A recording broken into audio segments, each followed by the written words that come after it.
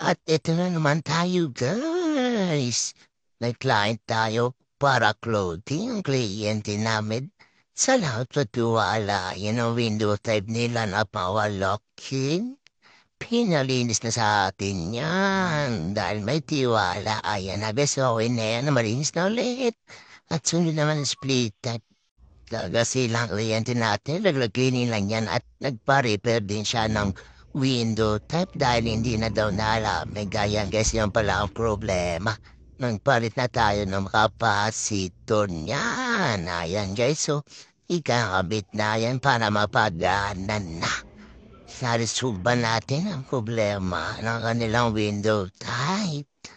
Ayan guys, kung nakikita, no? Kinakabit na sa kapasitor yan. Siyempre, antin natin na gumana na iyan. At ayan na guys, so, magandang balita. Na-repair na kaagad natin yan. Salamat po sa tiwala. At syempre, linisin na natin yan. At sunod naman po, client natin ang taga-Anabu. Indoted din po malaki. Nininisan na rin natin yan. At bumalik ulit ang dasma. Isang window type naman po ulit to. Ayan guys, so, ang nakikita nyo na ulan-ulan na. Pero ginagawan pa rin natin ang paraan para malinis yan. Ayan ang sticker naman nila. Napakadumi na friend. Kaya linisin na din natin yun.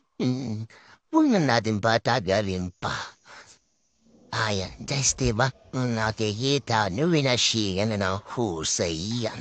At syempre, malinis na malinis na malinis na yan. Pati ang outdoor, ganyan no, tingnan mo dumi. Pero yung linis na parehas na nga indoor yan. Kaya ano pang inaantay nyo? Pang message namin, salamat po.